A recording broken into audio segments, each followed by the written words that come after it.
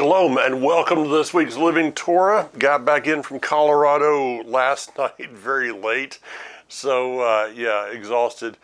Travel these days, I am so thankful that my travel time was a number of years ago. I don't think that I would survive it right now with all that is going on. Got some stories to tell. I might get to one of them in a few moments, but most of them I'm going to leave alone. I did win with one of my grandsons. We played golf together, and I pulled that one out. The other side is that I got beat at bowling by a 6-year-old. Okay, he had the little dinosaur thing that he was able to aim the ball, and he had the bumpers and everything. And I had a left shoe that had something on it. And about the fourth frame, it caught me really well. I ended up after fouling one time, I ended up down the lane a little bit, and I'm still healing I'm still healing from that. Mainly my arm a little bit, but my ego really bad. But it did give our grandson a chance to go to school the next day. And when his teacher said to draw a picture, he drew a picture of all of us bowling and me on the floor. All right. We were a little north of Denver, up in the area around Loveland, Fort Collins, and yes, saw the first reports of the terrorist attack that happened in Boulder. The last news I saw was about 8 or 9 that were injured in that. And you know, Boulder, Colorado, I actually sent a text to Hanok and I said, why in the world would any Jewish person be in Boulder, Colorado? This is, that place is socialist. It is crazy. Some adjectives and stuff I'd like to put in there. I'm not going to do that. But it is one of the most liberal, crazy places in the world. I don't want to insult animals. This demonic possessed person, I guess I could go there, which could not buy a gun because he's in the country illegal, and decided to make a homemade flamethrower, basically, in Molotov cocktails. The news reports this as a lone wolf.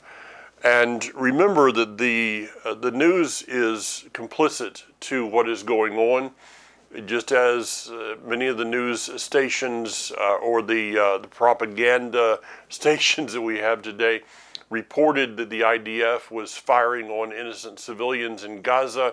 There's so many things about that, but it was a total lie and they will not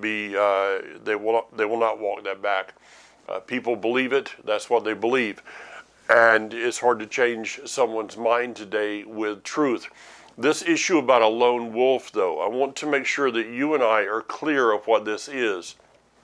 A lone wolf is not someone who is operating by themselves. A lone wolf is just what it says. And if a person understands a wolf pack or a coyote group of coyotes, is that they send a single wolf out in the front to lure in others. It's kind of a test. A friend of ours lives in just outside of town, and they had some coyotes in the area, a very small dog, beautiful pet dog, and they let the dog out to do its thing, and there was a coyote standing there in the distance acting playful. So this little dog went and chased it right down the mountain and into a pack of coyotes. And this friend of mine heard the scream from this small dog. That is what a lone wolf is, folks. These are tests that are going forth. These are not people that are acting on their own, I do not believe, at least for the most part. There could be some exceptions to that. But I had a brief conversation with a friend of mine in Israel this morning, And I said, because of the word intifada that was coming out on the news yesterday regarding what was happening in Israel in 2000, the second intifada, 2000 and 2004, are we seeing the front edge of that happening in America today? I would say probably so. These are tests that are happening, and because of a weakening of the American spirit and numerous other things, and by the way, I'll be talking with Barry Phillips about this tomorrow on Foundations for Life in more detail, so I won't go into that now, but this is empowering people. Speaking of empowering, I will be, Bezrat Hashem, God willing, starting Sunday through Friday. I will be up just north of Franklin here with a group of young people. I'm one of the camp counselors. That just sounds so weird to me that I get to be a camp counselor, but I'm looking forward to the time and would appreciate your prayers for those of us that will be ministering to these kids. Will be young people. We will be speaking, leading worship, various things, and also a number of activities. All right, so with that, let's get into the Torah portion, which is naso. And of course, it's this same word that we talked about last week of lift up. Lift up the head of the slaves. They need to be looking toward the future. You and I, especially in this day, I think, it's David, it says of David, he strengthened himself in Yud He Vav He. There are times that we need to take a look at where we are gazing. Are we gazing at the ground? I mean, in this day that we live in, being on an airplane in airports yesterday, the vast majority of people are looking down. This contraption that we have, which has been a blessing in so many ways and is detrimental in so many ways, is causing us to have the posture of a slave, looking down at the ground instead of looking out to the future. This begins with the families of Gershon. Now, Gershon is the firstborn of Levi, and he is the one born just before the family goes into exile. The word Gershon, briefly, is to expel, to cast out, to put away, or to be divorced. That kind of reminds me of the message of Hosea to the northern kingdom of Ephraim, that though we as a people, I believe the prophetic pattern, the prophetic picture of the northern kingdom going into exile is also of the early congregation that would be sent into an exile that would consist of a headquarters in Rome, in Nashville, in Springfield, various other places. What am I talking about? The Catholic and Protestant churches, and we're in the process now of departing from that and coming back to what the book of Acts calls the way. This is something that Eddie Chumney has been talking about a lot. I'm not getting into all the calendar issues that go along with that, but this idea of the way is basically that we come back to the written Torah. This is my opinion. Those that were called the way in the book of Acts were those that are talked about in the book of Revelation, chapter 12, verse 17, those who had faith in Yeshua as Mashiach ben Yosef, had faith that he would return as Mashiach ben David, the conquering king, and were following the commandments of what is written to us in the Torah. And so what I'm trying to get around to is this: though you and I may have felt or still feel that we're somehow cast off in a way, but this is in a way a cloaked message to each of us, that if you have that feeling about yourself, that you've been expelled, you've been cast out, you've been put away, you've been divorced, and not just in a physical sense, an earthly sense, but people think they've been divorced from the Almighty Himself. There's no way back. Yes, there is. Yes, there is. Lift your head up, because there is a way. And when we find that way, I'm going to go all the way over to chapter 6. No, I'm not. I'm going to go back. Let's go one thing in number 5, in chapter 5. It says, Yudevave said to Moshe, order the people of Israel to expel from the camp everyone with zarat, everyone with a discharge, or whoever is unclean because of touching a corpse. Now, what would this have to do with us? We're not living in a day of the tabernacle, the temple. We're not living in the day of camps. Well, in some ways we are. But this is something that each of us need to deal with, and something I'm going to try to put in with the youth at some point that I have. And that is that you and I need to be very cautious of who we allow in our lives. And there comes a time in which people that are continuing to, it says, to anyone who has touched a corpse. Now, I don't hang out with a lot of people that touch corpses all the time, but I do know people around me that are full of negativity. They are full of death. Kathy and I had a friend many years ago that every time that Kathy would be on the phone with her, and she said this publicly, so it's not something I'm telling that has not been made public.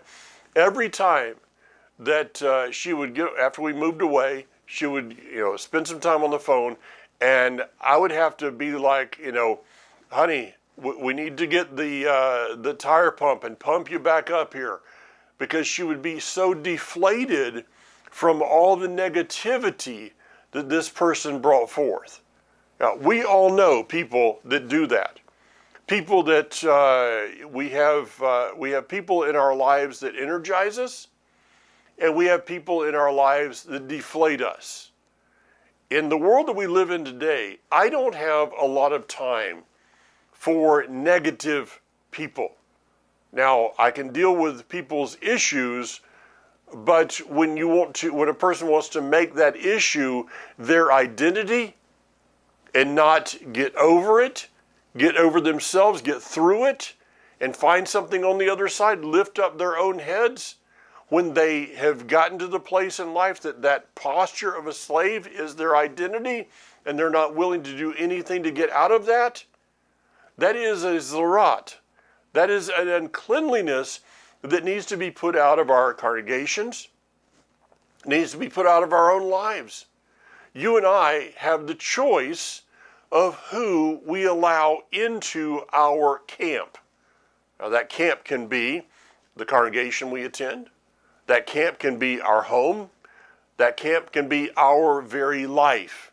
We have a choice of what we allow into our camp and what we cast out.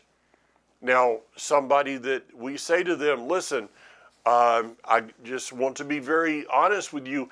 I have to cut off communications with you because I only have the strength to get me through sometimes. And I just cannot have you tearing me down all the time. So I'm going to, for a time period, not be answering the phone.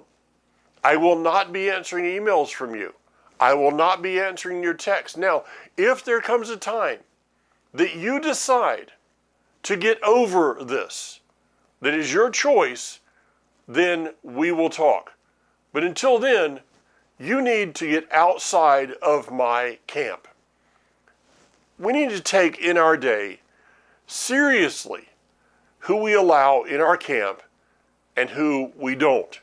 And for those that are in the camp, there is, going now kind of a strange segue into chapter 6, some of the first words that most people hear when they enter into this Hebraic walk, the way walk. We will hear, the word shalom and various, little words here and there that are spoken. We'll hear the Shema, Shema Israel, Adonai Eloheinu, Adonai Echad. But somewhere along the way, in the beginning of this, we're going to probably hear the words of what is called the Aaronic blessing.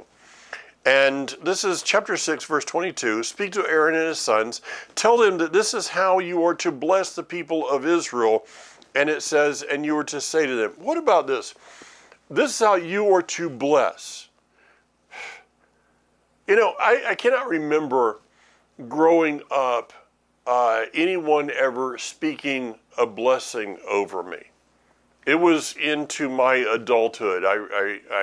I remember not the exact instance, but I remember times when people would say, well, I'd like to speak a blessing over you. And how amazing that was. It's just, but a lot of us go through our lives having had parents, specifically a father, that had no idea regarding a blessing. And I know many people, probably including myself, that there is a void that I'm not sure if it can actually be totally filled. I believe it cannot actually be totally filled. There's a place of a father's blessing in our lives that is that cannot be replaced. But for those of us that's not possible anymore, we can understand that and then deal with it and try to figure it out along the way. That we now have a heavenly Father that is desiring to speak his blessing into our lives. And hopefully, we put ourselves in the position in which he can bring other people into our lives. In growing up and pastoring, we would pray for people. But even in the praying for people, there was not much of this idea. And it actually came about a number of years ago. Some books were written about the power of a blessing. And it all comes back to this basic blessing. Before I go there, there was something that happened yesterday. We were in line. Southwest Airlines still has their, stand in the line and get on the plane and figure out your seat. And Kathy and I were in position 3435, which is right side, and I could see right there is the gate as people are coming in. They're allowing those that need extra help, and the ticket agent, the gate agent, was there. He was checking everybody, and a young boy walked up with his mother. And the gate agent talked to this little boy for a moment, the mom, and said, okay, just a moment. I've got to let a few people on, and then I will take him down onto the plane. So he was going to be traveling by himself. He was probably, 10 years old or something like that, 9 to 11 in that area, and cute little guy. And so we all, he's allowing a couple of other people, and they got his tickets taken care of. And before the gate agent could take him down, the mom said, just a moment. And she backed him up next to where the kiosk is there that the gate agent would be standing at. She laid her hands on this little boy's shoulders. And she knelt her head down. She wasn't very tall, but she knelt her head down on top of his and began praying. Those of us that were standing right there in the front, we caught this that was happening.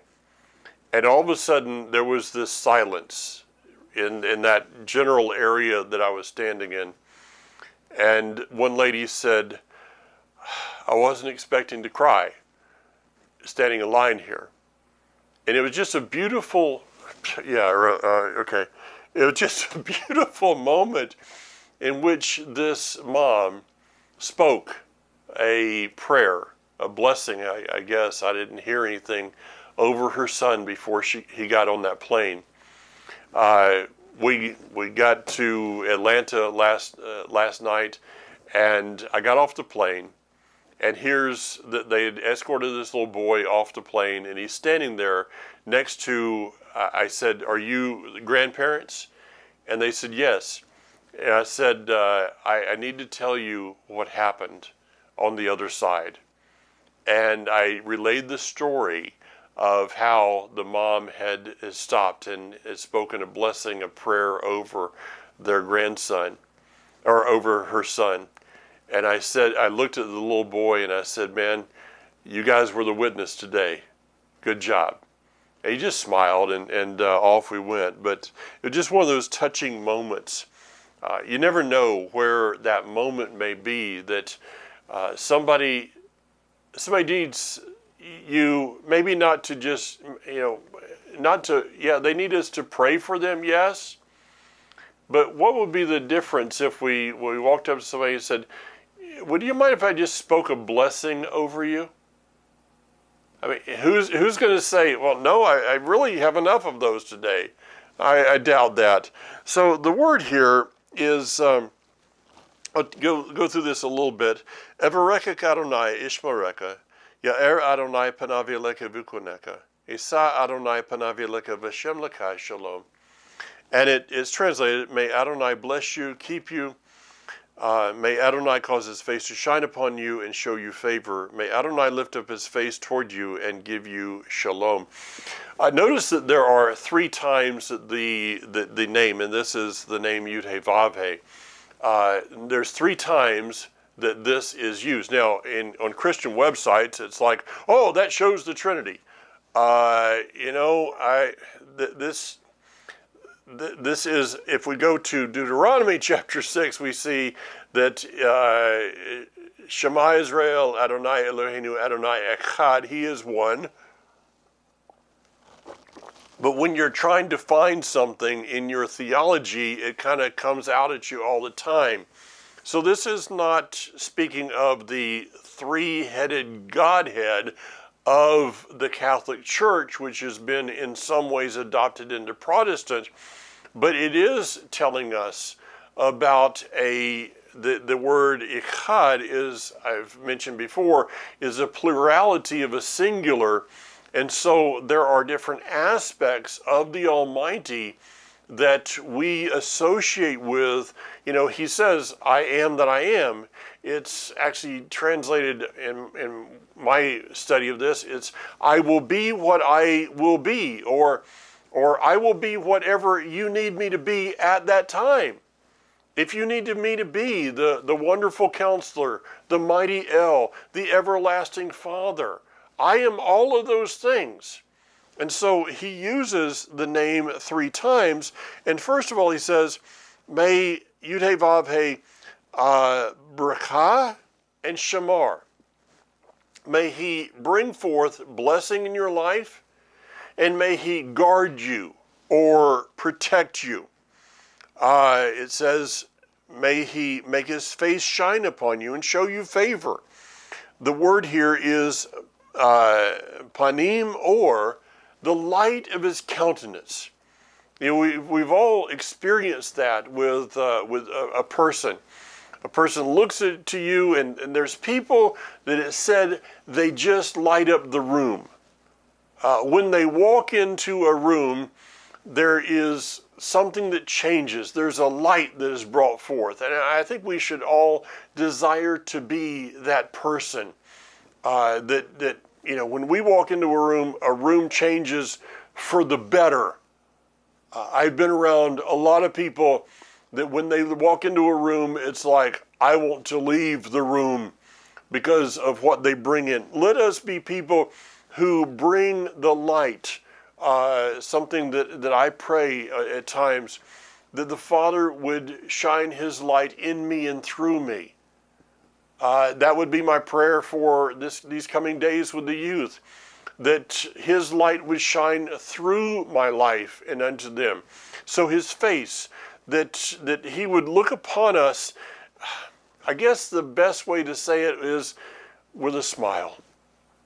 Have you ever thought about, and I'm not trying to bring him down to our human form, but our human form is based in some way upon who he is. I have no idea what I just said. But have you ever thought about that you and I have the ability to bring a smile to his face? That his face would shine because of our lives, that his face would light up, and we would be able, is this not what Moses experienced on the mountain when he had to come down and put the veil over his face? His face would shine upon you and give you his favor. There's a couple words in Hebrew for favor. This one is more related to the word grace. So what is that word grace? It is an invitation into his presence. There's another word, which is ratzon, which is, I'm going to show forth favor into your life. That we would call this, the grace used to be called unmerited favor. Yeah, it's unmerited, but it's like, I've got numerous people in my life, and maybe one person I just kind of show a little extra to. That's what the connotation here is, that those that are making his face light up, he's going to show just a little bit more favor to. If you have multiple children in your family, and one of them is just, making you a much happier person than the others, what are you going to do? You're going to show a little bit more favor to that one because of their attention to obedience and love unto you. The last part, I will lift up. Yes, is the word nasa. I will lift up he will lift up his countenance, his face, his panim toward you. So in doing this, I get this picture of that he is paying attention, that his face would be turned toward you. If you've ever talked to somebody and they're not looking at you, and you're like, I don't know if they're hearing me or not. But this is like that when we speak unto him, that he is, I have somebody to pay attention to. And because of this, he will give us, the word is, of course, translated peace, which is a very watered down word from the Hebrew word of shalom, which in Paleo-Hebrew again means, may that which is producing chaos in your life be destroyed. So the end result of the blessing is that the chaos in our life is destroyed. Why? Because he is blessing us. He is, and this word bless means so much more than just financial things or whatever. Because he is giving his blessing. He is guarding me. His face is shining upon us. He is giving us an open invitation into his presence. In that presence, he's turning his face toward us. And when all of those things come together, that which is producing chaos is going to be destroyed. Now, I'd like to, as I do often, read the translation of this from Jeff Benner, ancient Hebrew. He goes through the Paleo, and if you were to look at each one of the words in Hebrew, this is the painting of these words. He who exists will kneel before you presenting gifts and will guard you with a hedge of protection. He who exists will illuminate the wholeness of his being toward you, bringing order, and he will beautify you. He who exists will lift up his wholeness of being and look upon you and put you in a place, all your needs will be met, you will be whole and complete. That's what the Aaronic blessing is. And it says, this is how Moshe, Aaron, This is how you're to put my name upon the people. All right, when when I was in the military, they put their name upon you. You literally had a patch over one pocket. It had my last name. Over the other pocket, it said U.S. Army, and they actually figured that U.S. Army was my first name, and my last name, really for the most part, did not make much difference. But with him, he is putting his name, which is his breath, his authority, that we operate in the power of the Almighty upon this earth, as we, even in this fallen nature, even in this fallen world, seek to fulfill one of the first commandments given, and that is to take dominion. Now, I was reading a book on the plane last night, yesterday as we were coming back, and it said, Adam and Eve were given dominion. They were told two things. They were told, first of all, be fruitful and multiply, and then they were told, take dominion. So it's the essence of what Yeshua would say to the disciples in that prayer, your kingdom come, your will be done. Our job in this world is to establish as best we can a mirror image of the heavenly realm in our realm. Now, back to the garden and Adam and Eve, they had an easier job of doing that prior to the fall. So their job was to establish the mirror image of the heavenly realm in the garden, and then as they were fruitful and multiply, that garden image, which was a reflection of the heavenly image, would then go forth into the rest of the world to the point that the earth in totality would be a mirror image of the heavenly realm. We call that today eternity. We call that his kingdom. All right, now, with Adam and Eve, that was an easier task prior to the fall than after the fall. But if you will go back and look at the scriptures, even after the fall, the two commandments did not change. He did not tell Adam and Eve, okay, now that you're in this fallen nature, don't be fruitful, don't multiply. Didn't tell him that.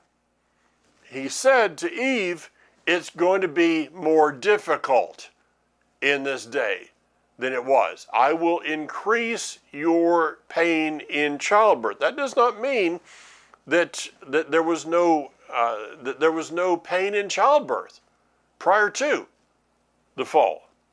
Doesn't say that. It says, I will increase your pain. So Adam and Eve, even in a perfect world, were going through some type of struggles. It took work, it took effort in order to bring forth his commandments upon this earth. After the fall, the pain, the difficulties, the effort has been increased.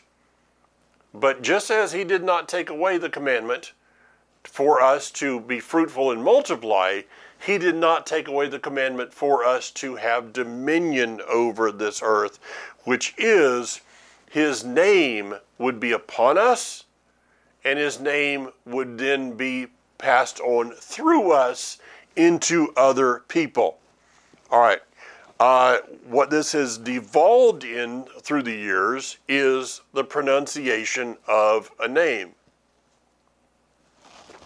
Had a discussion with someone recently about this, and I feel personally that though maybe we should try to pronounce his name the best we can. All right, I've had to deal with this with the spelling of my name, Mikell, all of my life, even back to the days in elementary school, where the teachers were arguing with me over how I pronounce my name. I kind of looked at them like, well, who's the dumb person in this room? All right? You're arguing with me over something that I already know.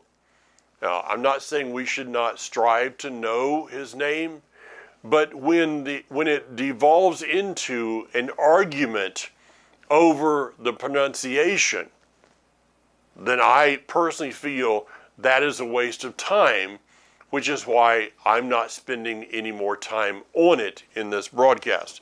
Chapter 7 is very interesting in that, I mean, it's pretty easy to read in that you read the first one and just kind of, read the name and skip on down to the next one.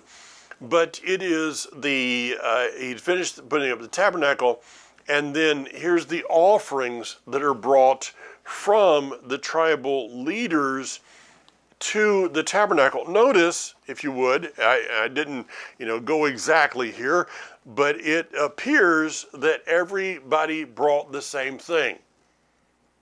Well, that doesn't make sense. You and I were invited to we would call it a pot blessing today. All right, we don't do deviled eggs, we do stuffed eggs. Angel eggs that's weird. Sometimes there is a place in trying to reword terminology. You can make yourself sound a little bit on the silly side.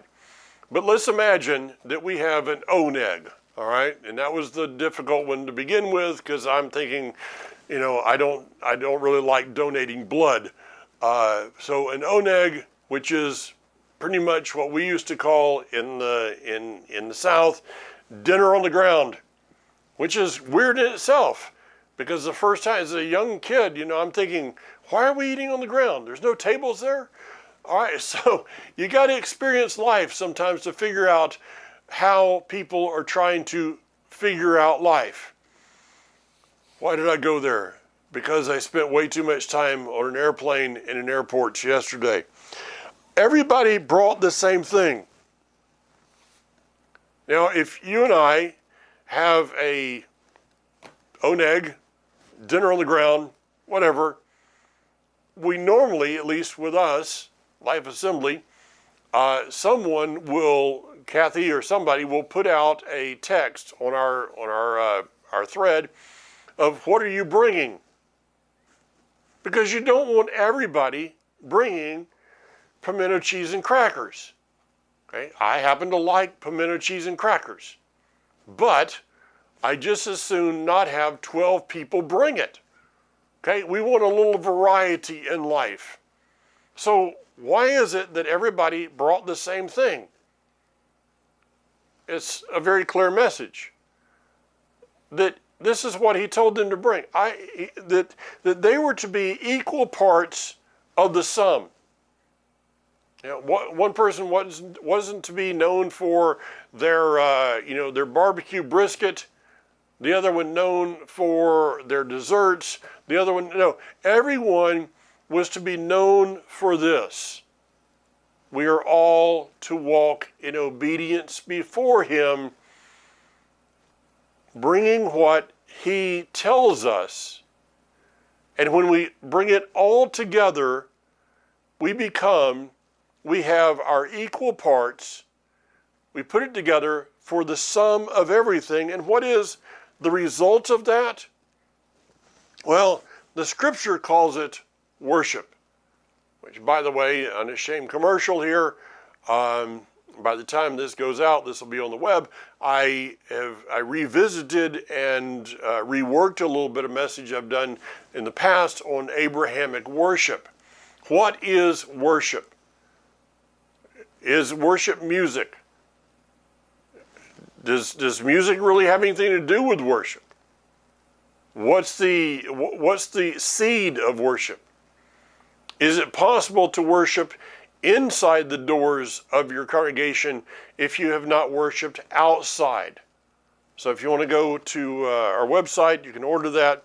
appreciate donations on that, but if for some reason you're not able to, you can send me an email. I'd be glad to send you an MP3 version of it with no strings attached. What is the result of us bringing our equal portion to the sum of everything, becoming the sum of it all? We enter into a place of worship, and the result of that is when Moshe went to the tent of meeting in order to speak to Adonai, he heard the voice speaking to him from above the ark, cover on the ark for the testimony from between the two cherubim, and he spoke to him. You know, this should be this should be the priority of everything that we do in life. And that is, it says he spoke to. He spoke to Moshe. He spoke to Moshe to tell Aaron, to tell the Bnei Israel, the children of Israel. What is it about he spoke to? You know, when you speak to someone, it's because you either have a relationship with someone or would like to open the door of relationship to someone. The end result of our obedience, what we bring unto him, should not be, the one tribe brought 130 shekels of silver, or one silver basin of 70 shekels. Another tribe said, well, they got 70 shekels in that silver thing. Let's do 80. Okay, so it becomes a bidding contest for his favor. Understand this. In Messiah, we all have favor in his eyes. And in Messiah, it is the same blessing that is spoken into each of us. And the same blessing is that he desires to speak into each of our lives, because that is the essence of his desire for us, which is to walk in relationship. He wants to lift our heads, put his name upon us, and have us walk in relationship with him. All right, a couple more broadcasts this week, and heading off to camp next week. I'm not sure what my schedule is going to be exactly. I don't know if I will have internet connections and all of those things. I'm in a bit of a rural area, so it is my intent next week to record all the programs that I normally do. If that does not happen, please understand, and I'm sure that all of you do. If you don't, you probably don't listen to me anyway. A person that doesn't understand this doesn't listen to me too long. But next week, my priority is these young people. And I'm going to take every single opportunity I possibly can to speak into their lives and to try to help them to figure out why they are alive. Give them purpose. That's, of course, my theme for the week. I do appreciate your prayers next week for all of us that are part of this camp, that it would be safety, we would have divine protection, we would also have his word being spoken in our midst. All right, until then, Shabbat Shalom, Shavua Tov. Have a blessed, prosperous week. Bezrat Hashem, God willing. See you again, God willing, and internet and all kinds of other things going on. See you next week. Until then, be strong.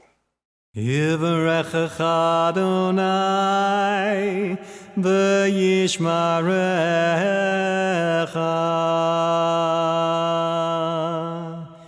Ya'er Adonai panav elecha v'yichunecha. Yisa Adonai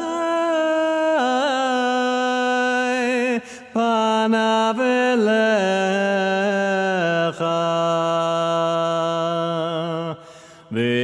v'yasem lecha shalom.